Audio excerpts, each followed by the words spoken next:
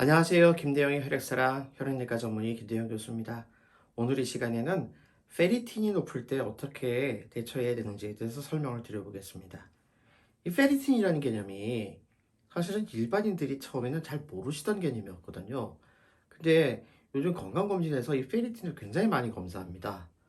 근데 문제는 페리틴을 검사해놓고 그 검사한 거에 대한 의미를 정확하게 이해를 못 하시다 보니까 일반인도 그렇고 검사하셨던 의사 선생님들도 이 페리틴 결과를 가지고서 굉장히 겁을 내야 합니다. 왜냐하면 페리틴이 정상 수치는 보통 한 50 정도에서 많이 올라간다고 해봤자 200, 300 정도로 정상 수치가 정해져 있다고 하는데 페리틴 검사해 보면은 상당수 많은 분들이 200, 300을 넘어가는 분들이 많거든요.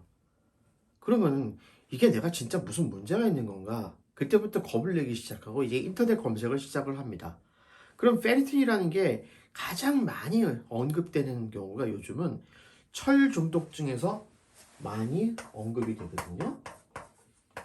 아, 이게 철분의 하나 일종이구나. 그리고 많은 인터넷에서 이거를 페리틴이라는 것을 뭐로 설명을 하냐면은 저장철로 설명을 합니다. 그래서 이 두 가지를 가지고서 개념을 내가 철분이 중독이 됐나 봐. 이렇게 이해하시는 분들이 많아요.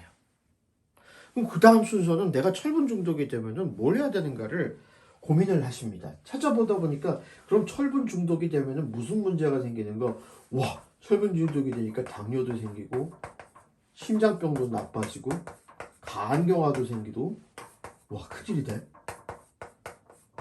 그리고 이 철분 중독증이 생길 수 있는 경우를 이제 확대 해석을 해버리는 겁니다. 내가 철분이 많은 음식을 먹으면 안 되는구나. 그래서 이때부터는 철분이 많은 음식을 다 피하기 시작을 해요. 뭐 시금치, 뭐 고기류 이런 철분이 들어가 있는 모든 음식들을 피하기 시작합니다. 또 그다음 많이 들어가는 게요. 철분이 들어가 있는 영양제를 피하기 시작합니다. 심지어 어떤 인터넷 사이트나 어떠한 건강정보 채널에서는 철분이 들어간 영양제를 계속해서 복용을 하게 되면은 철분 중독증이 생기고 페리틴이 올라가고 이런 문제들이 생기기 때문에 페리틴이 높은 사람들은 철분 영양제를 피하라 이렇게까지 되어 있는 겁니다. 죄송한 얘기지만 대단히 잘못 이해하고 계신 겁니다. 이거는 페리틴을 철분이라고 개념을 이해하시는 그런 것 때문에 사실은 문제가 발생하는 겁니다. 정확한 개념은요. 페리틴은요. 물론 저장철하고 관련이 있습니다. 페리틴이 올라가는 분들은 저장철을 올라가 있는 게 맞습니다. 왜냐하면 페리틴은 그 자체가 철분이 아니고 철분이랑 결합을 하는 단백질의 형태입니다. 따라서 철분이 늘어나면은 철분을 우리 몸에서 유지시키고 고정시키기 위해서 페리틴이 늘어나면서 이 철분을 붙잡아 놓기 때문에 당연히 철분이 많아지면 페리틴도 올라가는 건 맞습니다. 그런데 철분이 올라가는 것과 관계없이 페리틴이 올라가는 경우도 많습니다. 그건 왜 그러냐면요. 우리가 아주 전문 용어인데요. Acute Phage Reactante라는 말이 있습니다. 이건 무슨 소리냐면은 몸에서 염증이 생겼을 때 그 염증을 해서 반응을 해서 올라가는 물질들을 총칭해서 Acute Phage Reactante라고 합니다. 굉장히 많은 종류가 여기에 들어갑니다. 뭐 CRP라는 것도 있고요. 우리가 상당히 많이 언급하는 그런 그 검사 종류 중에 하나거든요. CRP가 올라가면 요즘은 되게 염증이 있구나 이 정도 일반인도 많이 아십니다. 그런데 페리틴이 Acute Phage Reactante입니다. 따라서 몸에 염증이 있으면 올라가는 겁니다. 특히 어떨 때 많이 올라가겠습니까? 급성 염증, 감염 때 많이 올라갑니다. 세균 감염, 바이러스 감염, 곰팡이 감염 이런 염증이 있으면 우리 몸에서 염증이랑 싸우기 위해서 염증을 이겨내고 저항하는 여러 가지 물질들을 만들게 되는데 그 중에서 사이토카인이라든지 인터페론이라든지 이런 여러 가지 물질들을 만들면서 몸에서는 자동으로 이 페리틴이라는 것도 올라가게 됩니다. 그런데 난 이런 게 전혀 없단 말이죠. 최근에 열도 없고 감염이 생긴 적도 없고 왜 근데 갑자기 페리틴이 올라가 있느냐 이런 얘기들 물어보시는 분들이 많은데 흥미롭게도 만성적인 몸에 염증이 있을 때, 만성 염증이 있을 때도 어큐트 페이지 리액턴트가 올라가는데, 이 만성 염증 중에 하나가 예를 들어서 내가 류마티스 질환이 있다든지 관절염이 있다든지 또는 요즘 비만도 하나의 염증으로 들어가거든요. 아니면은 만성적으로 어떤 폐질환이 있다든지 좀 몸에서 이런 염증 상태를 만성적으로 유지할 수 있는 그런 상태에 계시는 분들은 이 페리틴이 올라가 있습니다. 특히 현대인은 굉장히 많은 외부의 자극으로부터 노출이 되어 있기 때문에 우리가 먹는 음식들 여러 가지 흡연, 음주 이런 것들이 몸에 들어오게 되면 전부 다 염증을 일으키게 되어 있어요. 그 염증으로 인해서 만성적으로 몸에 염증이 올라가서 페리틴을 검사해 보면은 정상이 2, 300까지라고 하는데 대부분의 사람들 중에 특히 철분 부족이 없는 분들의 경우는 이게 4, 500까지, 어깨는 700대까지 올라가는 분들이 종종 있습니다. 따라서 페리틴이 1000 미만인데 내가 수혈을 받거나 철분제를 정맥 주사 형태로 받은 적이 없는 분들은 걱정 안 하셔도 됩니다. 철 중독증이 아닙니다.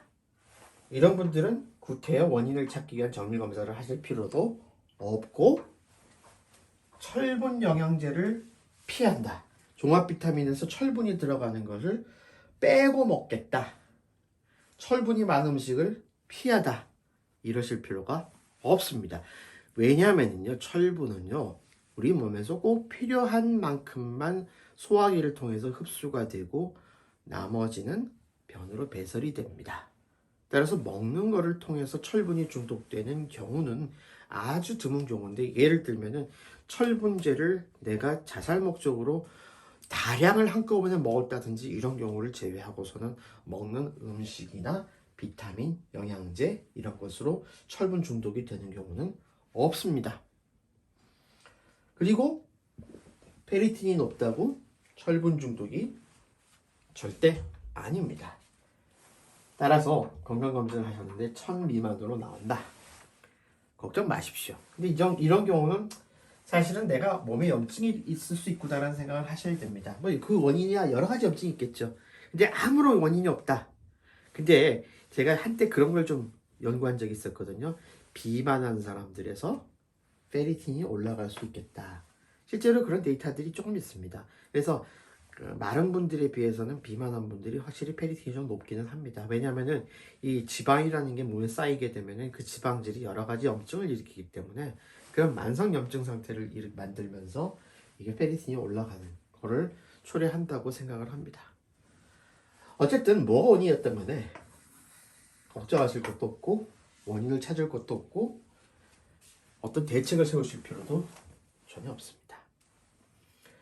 1000에서 5000이다 또는 5000 이상이다. 이때는 좀 주의하셔야 됩니다. 만약에 내가 혈액질환이 있어서 정기적으로 수혈을 받는다 또는 철분을 정맥주사 형태로 맞아본 적이 있다, 이럴 때는 이거는 철분 중독의 위험성이 있기 때문에 이때는 철분제를 사실 피하는 것보다는요, 들어가는 양 자체를 줄이셔야 돼요. 수혈을 정기적으로 받으시는 분들의 경우는 보통 수혈 한 팩, 적혈구 한 팩이 400cc인데 400cc를 맞으면은 이 400cc 하나에 400mg의 철이 들어갑니다.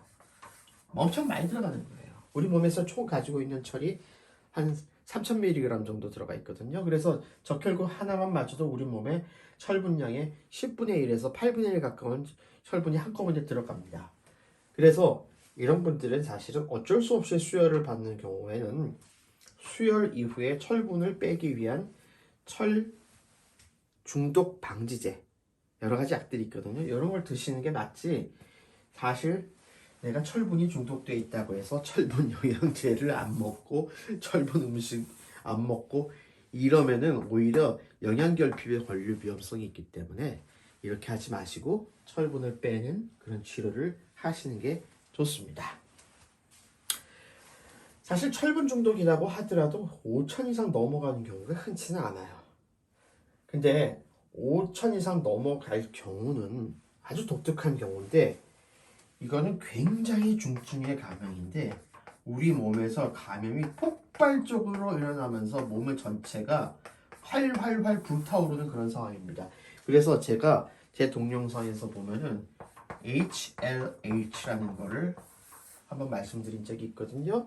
이거는 혈구탐식성 림프조직구 증식성이라고 해서 매우 독특한 질환인데, 보통 5천 이상이 넘게 나오면은 이 HLH라는 걸 걱정을 하기는 합니다. 실제 HLH의 진단 기준은 페리틴이 500 이상만 돼도 진단이 될 수는 있는데, 제가 경험상 5천 이상은 넘어야 HLH로 진단을 할 수 있을 것 같아요. 그래서 되게 이런 경우는 HLH를 의심하는 경우가 꽤 있고요. 또는 이제 신장 투석을 오랫동안 받으신다든지 중환자실에서 굉장히 안 좋은 분들은 이렇게 페리틴이 올라갈 수가 있는데, 건강한 분들의 경우에 여기까지 올라가는 경우는 없기 때문에 걱정 안 하셔도 되겠습니다. 자, 오늘은 사실 페리틴이 높을 때 어떻게 하느냐의 대책에 대해서 말씀드렸는데, 제가 결국 요약해서 말씀드리면은, 페리틴은 철분 중독증하고 관련이 있고 저장철하고 관련이 있지만, 이거는 사실 철분이 문제인 경우도 많지만 몸에 여러 가지 염증 때문에 올라가는 경우가 더 많기 때문에, 페리틴이 높다고 해서 철분 중독을 걱정을 해서 내가 철분 음식을 안 먹거나 철분 영양제를 안 먹거나 그럴 필요는 전혀 없다는 거예요. 1000 미만이면 그냥 경과를 보세요. 1000에서 5000 있는데 내가 수혈을 받거나 철분제를 정맥주사로 맞아본 적이 있다 이럴 때는 전문의의 상담을 받으시고 이 적절한 치료를 받는 것이 좋겠고요. 5000 이상 되는 경우는 드물긴 하지만은 이럴 때는 아주 심각한 감염이나 아주 위험한 상태에 있을 수도 있기 때문에 이때는 이제 빨리 진료를 받으시는 것이 좋겠죠. 근데 뭐 이거는 페리틴이 높아서 아신다기보다는 이미 몸 상태가 안 좋은 경우에 검사해보면 페리틴이 높아지는 경우가 있는 경우가 있을 수가 있습니다. 그래서 다시 한번 강조드리면은, 페리틴이 높다는 것은 일상적인 생활에서 계시는 분들은 철 중독증하고는 관련이 없다. 따라서 이것 때문에 고민하시거나 철분제가 들어가는 음식, 철분제가 들어가 있는 영양제를 피할 필요도 없다. 대신에 몸의 만성적인 염증 상태를 줄이기 위한 건강한 운동과 식습관 개선, 체중 감소, 그리고 본인이 가지고 있는 여러 가지 염증을 일으킬 수 있는 질환에 대한 관리와 치료는 필요하다. 이렇게 말씀드릴 수 있겠습니다. 예, 오늘도 혈액질환으로 치료받으신 환우분들과 그 가족들의 건강과 행복을 기원합니다. 감사합니다.